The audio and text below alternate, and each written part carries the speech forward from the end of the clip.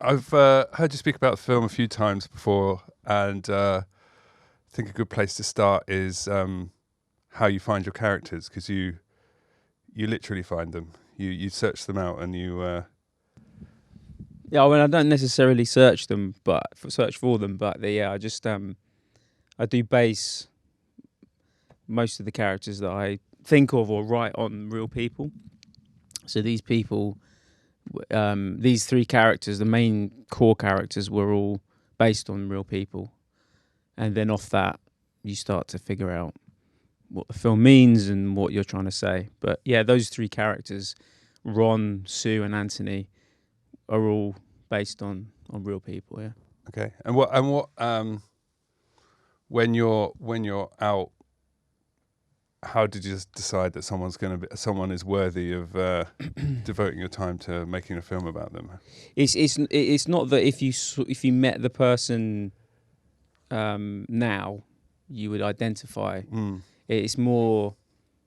There's just a spark, a first. I mean, I think if you met the guy that was based on Anthony, you would definitely you'd figure that out. But I maybe if the guy that saw him, the guy that is based on Anthony, if he saw himself, I don't think he would recognise himself. Maybe, do you know what I mean? Yeah, Like, yeah. It's just a very, very small starting point. Okay. But how do I pick them? It's so I don't know. It just sometimes when you're kind of writing something in your head, there's a kind of something about the way it's either something that somebody said, or it's just there. It's just something about them feels like it. You could when you leave them, and you kind of are on the tube or a month later. Yeah. You can just imagine them in other scenarios. Okay. Yeah. In other situations, and so it really. Sometimes you know the woman that I based Sue on, I only spent maybe like an hour or something with her. The guy that's based on Ron I spent maybe 20 minutes with him, but he was enough for me to start thinking about a fictitious character based. You know what I mean? So it starts to become its own thing. Yeah, and once you have that, once you're fascinated by this character, what's the, because your process is quite interesting, what's the next step? Is it writing so you have your process is you have a kind of outline structure, and then you're developing the script with the actors, but what's that next step? Is it developing that structure, or is it casting, or how? So the script is conventional in the sense that it's so like the opening scene would say interior Italian restaurant night. Sue, or it doesn't even say that. A woman sits alone, and we see the back of her. Her phone rings. She sat alone in a restaurant. Her phone rings, and a man on the other end says he's not going to make the date, and that's what it says. So you know that the first scene, you kind of know what it's about. You just actually the words that are said aren't there. Yeah, and that's the case through the whole thing. So it really is, essentially just a structure. yeah. So it's broken down like a script. So it's always interior. So it really, you know, like the scene at the breakfast where he's having his gentrification rant. Yeah. It didn't say he has a rant about gentrification. Okay. And he's a right wing nut or whatever it is. He just said it was more about his kind of feelings for her. You know, that him suggesting that she should come back on her own one day. Yeah. That was said. So you get a sense that the actor that's reading the script gets a sense that, oh, okay, there's that there. But all the other stuff, like what they order, what food they order, like the Thai food, or the fact that Anthony's character is into star signs, wasn't in the script. Okay. So that it was like there's enough there for you to understand what the characters are about, but there's not really the the kind of more kind of organic, Mhm. nuanced dialogue that's not related to the story. It's just about. So yeah, the whole thing about him being into star signs was just came out of me and Harry, who played Anthony, us just talking about whether or not this kind of things he'd be into. Yeah. And he was like, I think he might be into star signs. And I was like, that's great. And so I knew that planting that seed in that private conversation, I didn't say to him, when we do this improvisation, you should bring up star signs. I just knew he would. Yeah. Yeah. Because it was so, we talked about it so much that in that scene, he just brought it up because that's what his obsession is. Because I said, would he, every time he meets someone new, do you think he would always say, I know what star sign you are? Not say, I wasn't saying you should say it, but it was like that kind of seed was planted in his head. So, Harry didn't go, oh, okay, you want me to say it.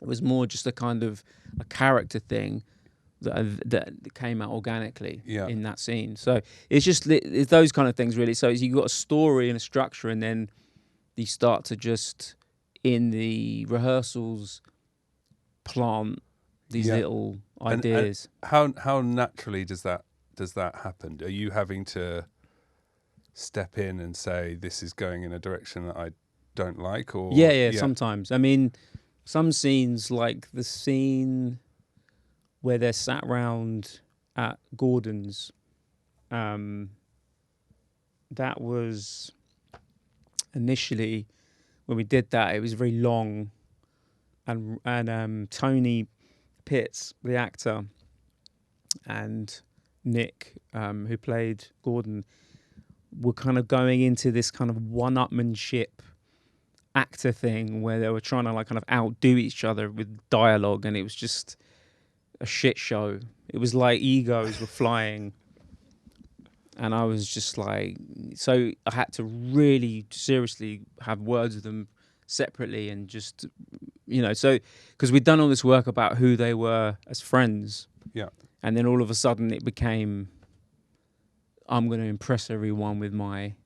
So things like that, but that's not the But sometimes people just kind of lose it. So that I had to really mold, or like the scene when they break up. Yeah, that was a really long, convoluted, kind of not very well written, kind of shitty scene. It was like rubbish, and so we did it over and over and over, and it just wasn't working.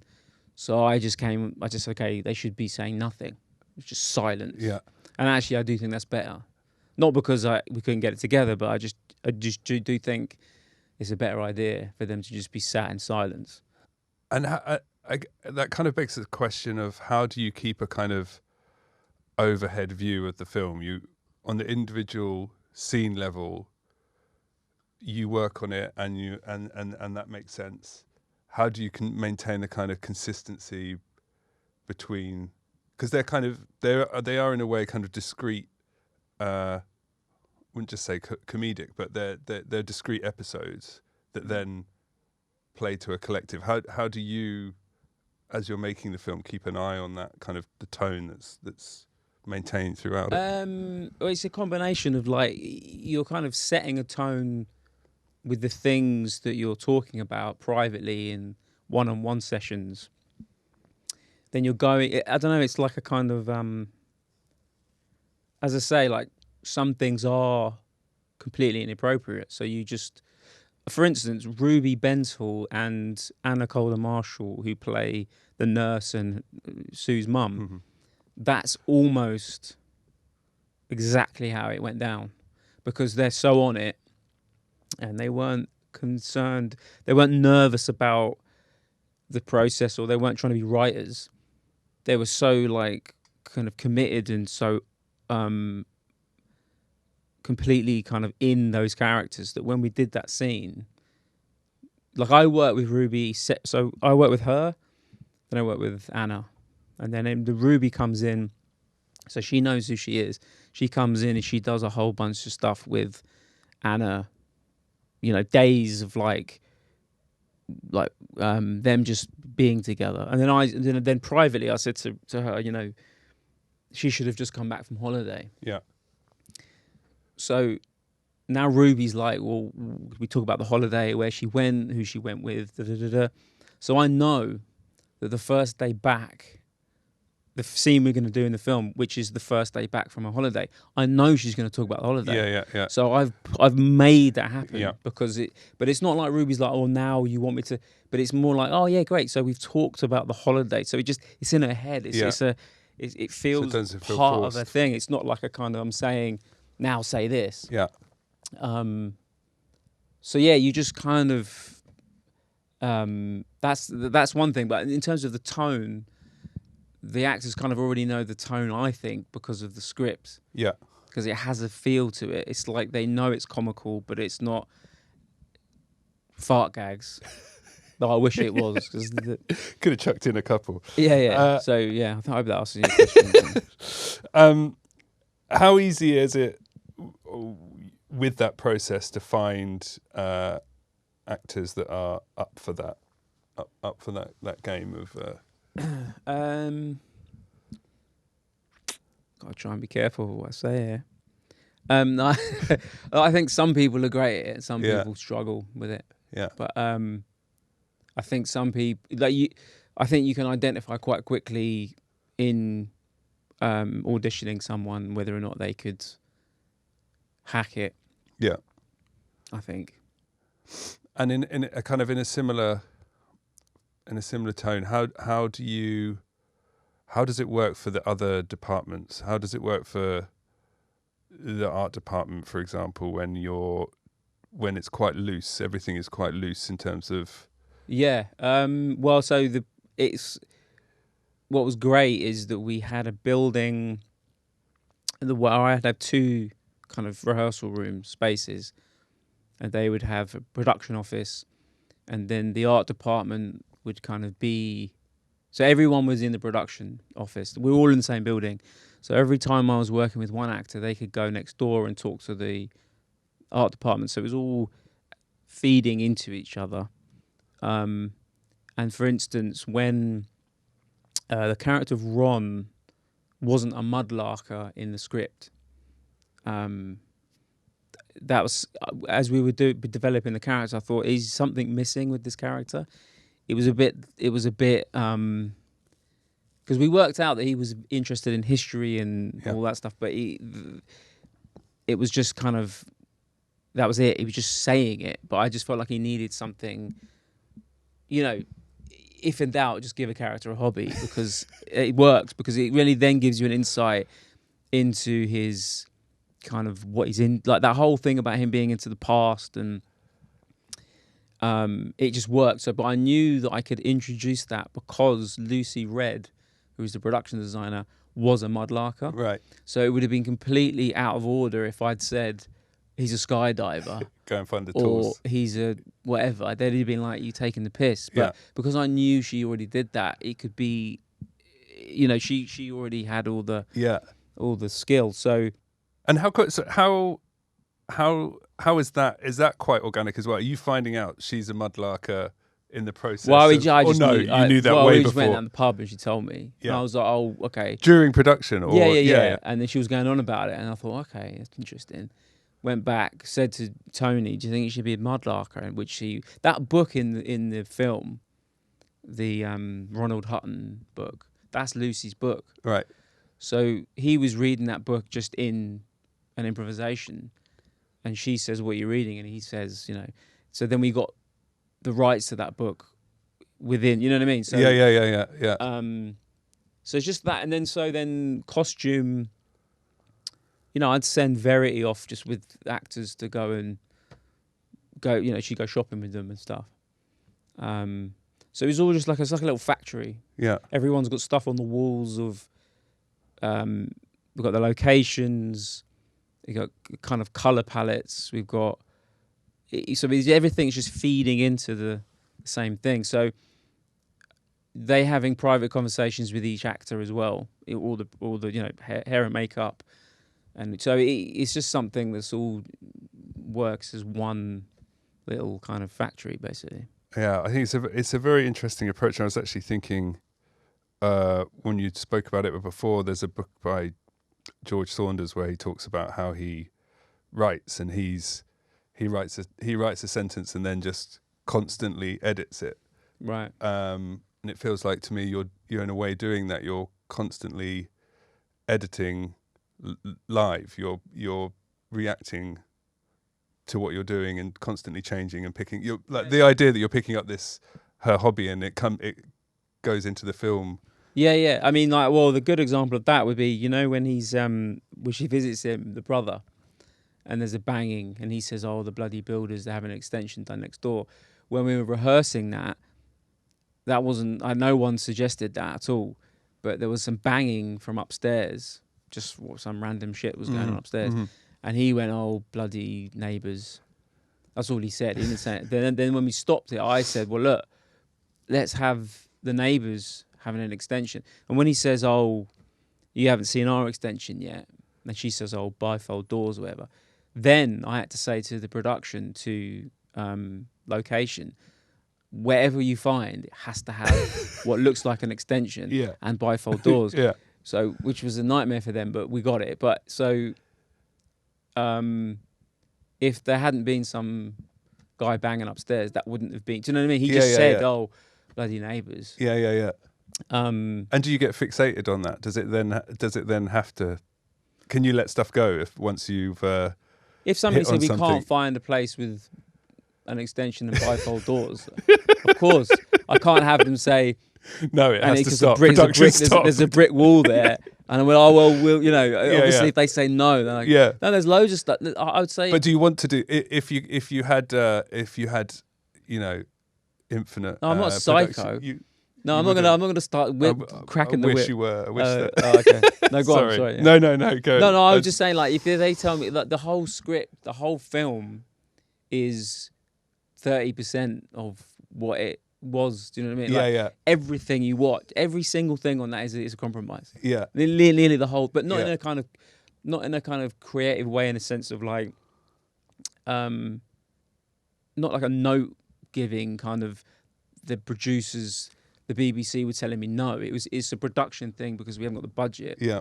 So everything is cut down and you know, throughout the whole it's just the way it is. You know? I think that's one of the things I find fascinating about talking to directors, because there is no kind of set approach. And I mean, on the completely other end of the scale, we do kind of Michael Haneke films, and he wouldn't be able to live with. Like, everything is pre-planned. Every movement is pre-planned. Yeah. No, I mean, it'd be great to have the luxury of being, you know, but it's just. But it seems to me that maybe you would, maybe you wouldn't. I think maybe it. Oh no, I wouldn't want a story. The kind of the development, storyboard everything. This kind of flexibility. Yeah, maybe it's a bit of both. There's a lot of control and precision within it. Yeah. So it's not just kind of like, "I'll do anything, see what happens, man." Yeah. It's like, no, we'll get this right, but it's just. But you're open to. Yeah. No, there were suggestions made by loads of, like, Miranda. Well, there was two. We had two Mirandas on the shoot, which we called the Mirandai. But Miranda Holmes, who was like my rehearsal assistant, would forever be coming up with suggestions that I was not spotting, and I'd be like, "Yeah, it'd be great." So. She was like you know, like, even the structure, we had to restructure something script-wise, and she really helped me do that. So, yeah. Well, I think one of the brilliant things about the film is that is kind of your approach to character. And I was reading one of the reviews that said that people weren't relatable, which actually I thought was wrong. They are relatable. Thanks for bringing that up, brother. And it was mentioned in a positive way, like kind of refreshingly, you know, against the tide of everyone has to be relatable. And I do agree with that.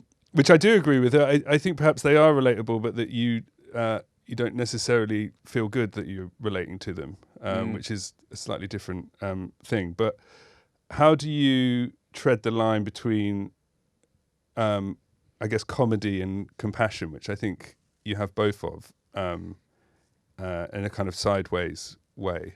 I mean, I've got to say, like, when I used to make documentaries, the compassion thing was a lot easier for me because it was something that was happening there. I mean, obviously that's nonsense because you can manipulate any way you want. But what I'm saying is, it was when you're presented with it in real life, there's a different set of morals, a little bit. But all the 3 shorts that I've made, definitely, I mean, I'm proud of them, but they do suffer from taking the piss. Do you know what I mean? Like, not out of the characters, but just my kind of not wanting to come across as maybe sentimental. I don't think this is. Yeah. But that's so. It was very hard for me to try and kind of grow up a bit and figure out how I could do exactly what you're. But the thing is, I've got a real thing about. I get sick of people saying that characters have to be likable in films. Yeah. Like, some of my favorite filmmakers are like, like people like Todd Solondz or whatever. Yeah. Or Ulrich Selder, people that like they get criticised quite a lot for there being no heart or this very kind of cynical view of the world, and I'm like, well, so what? Like, it's like Spielberg does his thing, and you like you know what I mean? Or it's like you can't compare The Zone of Interest to Schindler's List. Yeah. Or, you know what I mean? There's 2 different ways of doing it. So yeah. I just feel like, I don't know. I feel like it's got heart, hopefully, but I do feel like sometimes it's good to not like the characters. I personally think that, but Yeah, I agree. I people agree. feel like they're shortchanged if the characters are horrible. And actually, I do think I held back a bit. In the original script, it was way worse. They were being way horrible, more like... What made you hold back? What? Don't know. I really don't Yeah. know. It's not like, I don't know. I just think as we were doing it, things were happening that felt slightly, I don't know. I mean, I'll hopefully make a film that will Not really piss people off. But yeah. But I really just want that chance, you know. I think it. Not a joke, by the way. It kind of it paints a quite interesting portrait of the country, and I think what's interesting is what I think is interesting is talking about your process, like how premeditated is that versus, you make these alterations the whole way through, and then by dint of that you've created this portrait, or is Do you mean? Yeah, I'm talking more, I guess, about the intention, the how. I mean, I don't make this sound. How do you where at what point does that come in, that portrait, that kind of, even if maybe it's not, maybe it's But not. what though? Sorry, a portrait of England. Oh, almost, right. I just think it's just woven into. It's like if you set something in this country, that's it. Yeah. I mean, I'm not just trying to be Yeah. like genuine. Like that is. But you're using, and this is kind of my next question in a way. You're using locations that feel kind of out of time, but I mean, obviously they're real spaces. But this fascinates me. Yeah. Well, like if you take somewhere that feels out of time, but it's there, then it is by definition contemporary. Yeah. So that's fascinating. It's like that party shop is the perfect example. What we did to that party shop was virtually nothing. Yeah. We changed the sign and we took a few things out, but like that's there. Yeah. It's just creating a tone. Quite interested in those places that are still there. You know, I live in that area where that pie shop. I mean, I live 2 streets away from that shop. Yeah. So I pass it all the time. So, that it's when we live in London, which is chrome and glass and Pret a Manger and Wagamama and everything. Yeah. It's starting to look the same. You start to seek out those places that do feel, like they don't belong. Yeah. And I'm a little bit obsessed with those places. So,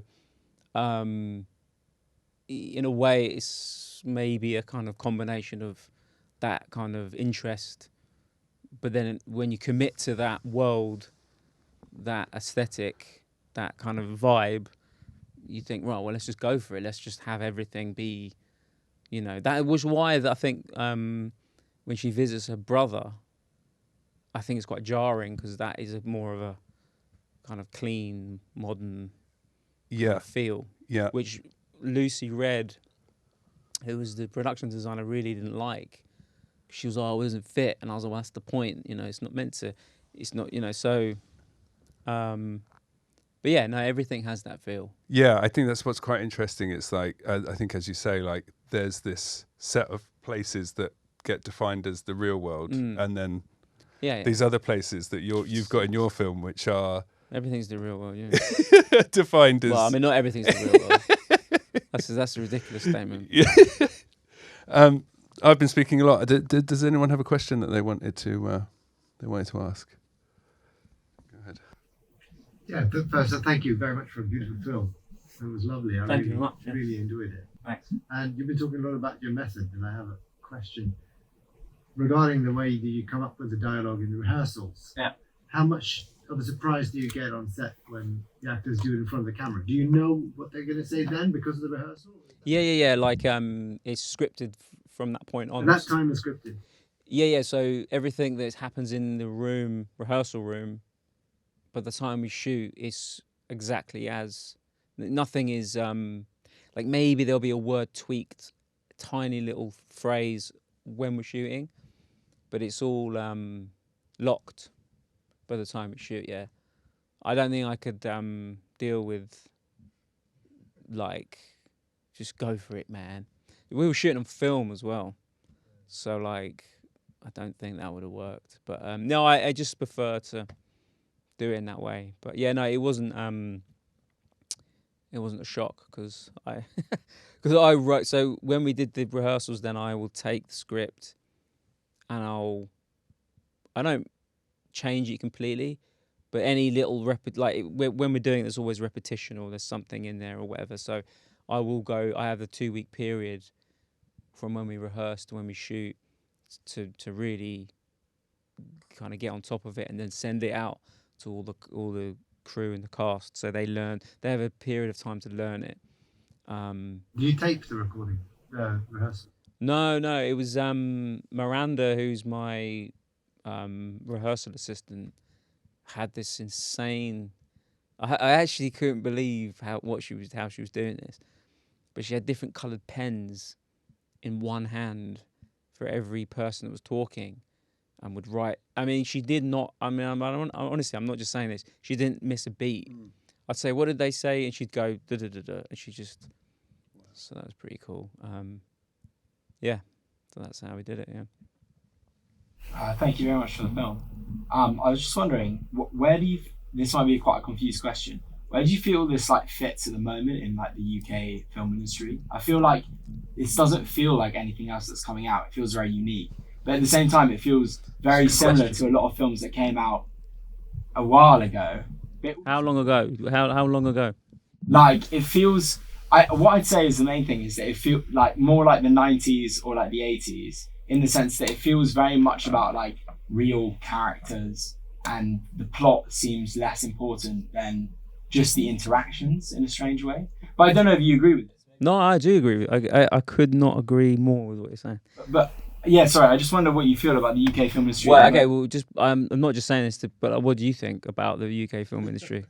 Not only because it's important to know what you think, otherwise. Well, I feel like there's a strange amount of precocious kids going about random journeys at the moment, and this feels like it's based on I don't know. It feels like this is a weird film in the sense that if you wrote down what it was about, everyone would go, yeah, that makes sense. But then when you watch it, you're like, this is very unique.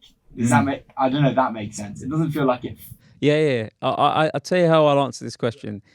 It took us 5 years to get this film made, and it hasn't got nominated for one single award at the BIFFAs or the BAFTAs. That will answer your question, in the sense that it may be they just think it's shit, which is fine. I can live with that, but it may just be that it doesn't quite fit into the into the category that you're talking about, whatever that is. I don't know what it is, but if I'm honest, I'm just thankful that we made a film, because it's quite difficult to actually achieve making anything. So, but yeah, I don't know. Maybe you're right. Maybe it doesn't fit in, but what I would say is it doesn't have an agenda. What I mean by that is it's not saying this is the one message that I want you to latch onto and I'm going to ram it down your throat. I hope that it's about lots of different things. It's not just about one subject. It's not a newspaper headline saying this is the film and every scene is just going to kind of continuously hammer home that one point. I hope that it's about lots of different things. So maybe it's not criticism about any other films, but maybe that's just the reason why it feels different, because it's not just like this is the thing that I'm trying to, even films that did have an agenda, like not an agenda, but like certain films of like years ago, maybe they had a kind of an overall thing they were trying to say, but they were within that about lots of different things. But yeah, I hope that answers your question. I don't know if it does. It does, yeah. The dance sequences were spectacularly bad. Yeah. Were they fun to film? They were, yeah. So my friend Felix, she choreographed those. She is like a very good at what she does, so it was quite hard for her to. But it wasn't that hard. But I mean, she had to kind of really get into it, because Harry's not a very good dancer, believe it or not.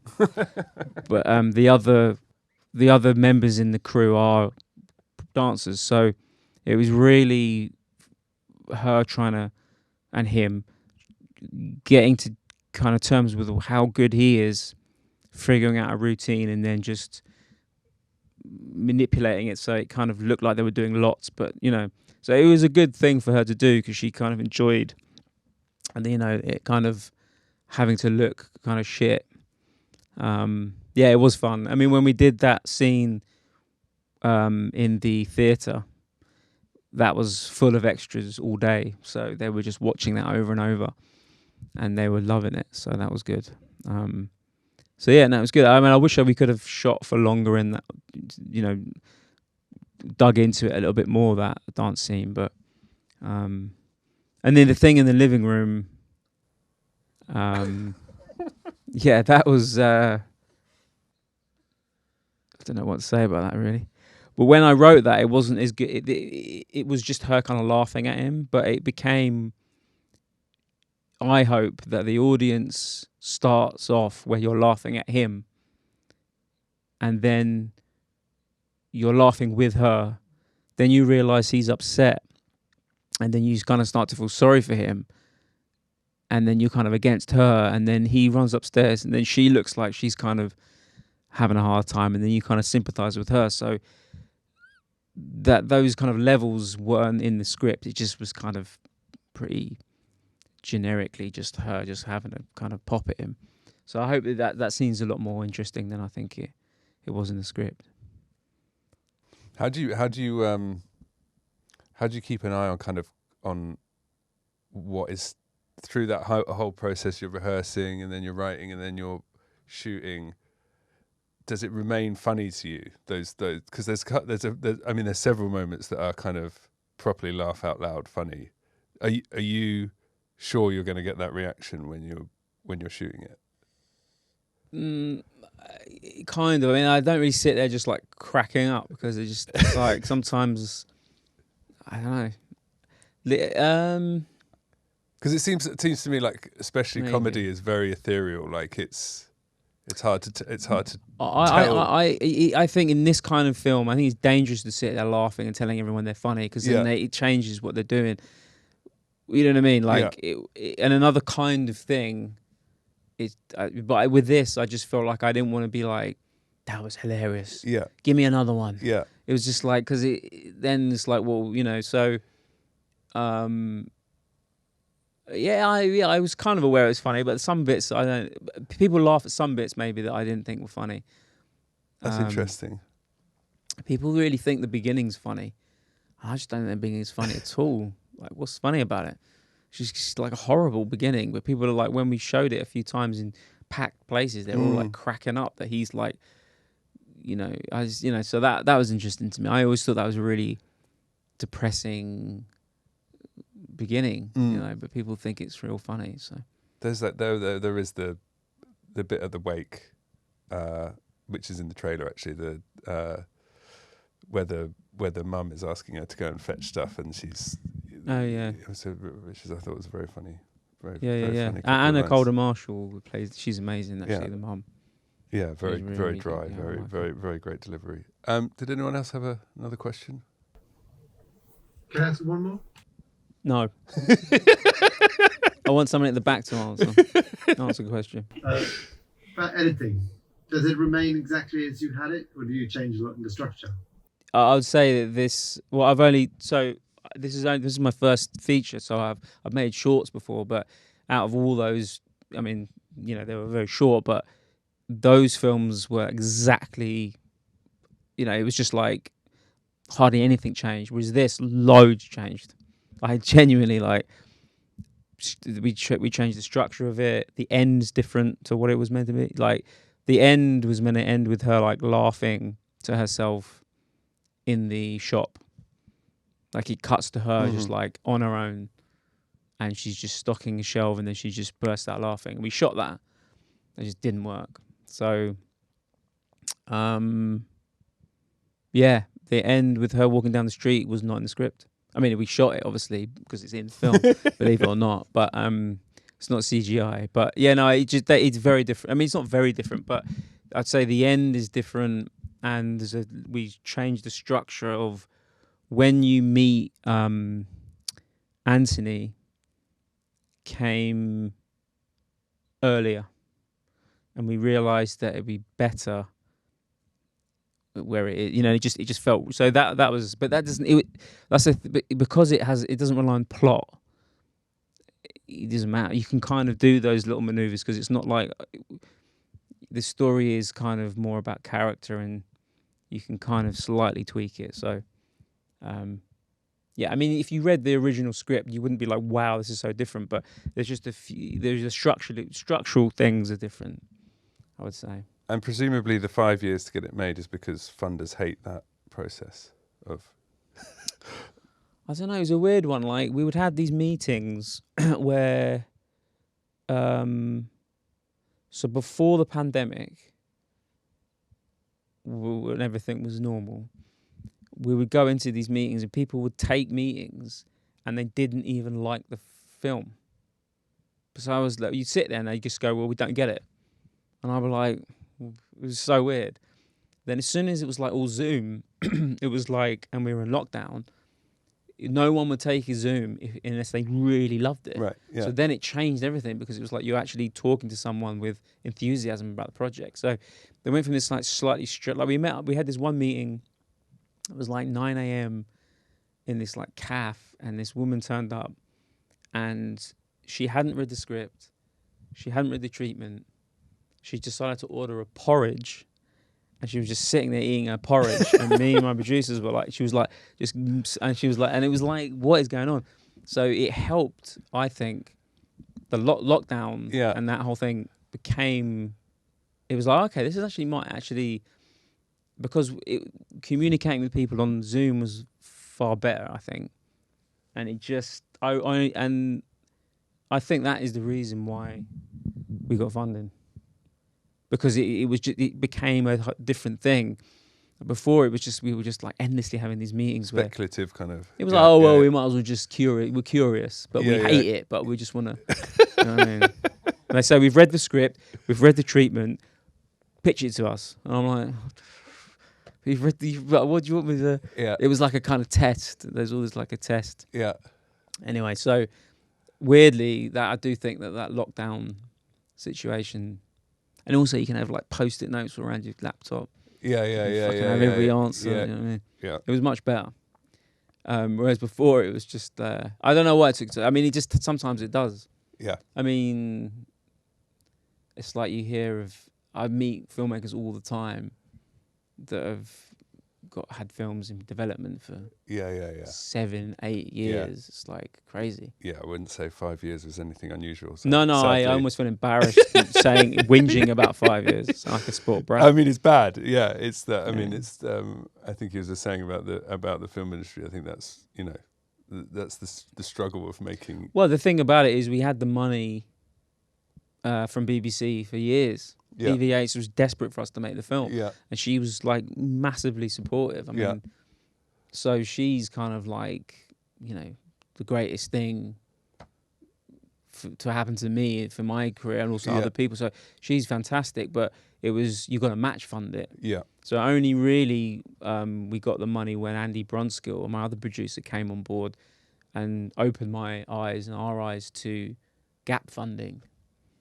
Or you can get this little bit of money here and this little, and you get that money to then push it over the line. Yeah. Because they're not going to give you the money unless you can hit that target. Otherwise, you'll fail. Yeah.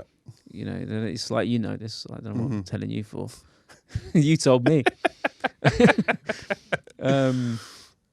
Yeah. So, yeah. Are we getting into it now? No, we're getting. No, yeah. Maybe we're getting into the detail of having a conversation in front of people, but yeah. Isn't that what Q&A is? But the one they don't want to listen to. Oh, maybe. But maybe that's a good place to end because I think EVH is there are people out there that are willing to make kind of are willing to to support that Yeah, I mean, she is individual. like genuinely like an amazing person to have in the British film industry. Yeah. If you look at the film she's responsible for, but also like just to end on this note, like going back to the people testing you in meetings. Yeah. She doesn't do that. Yeah.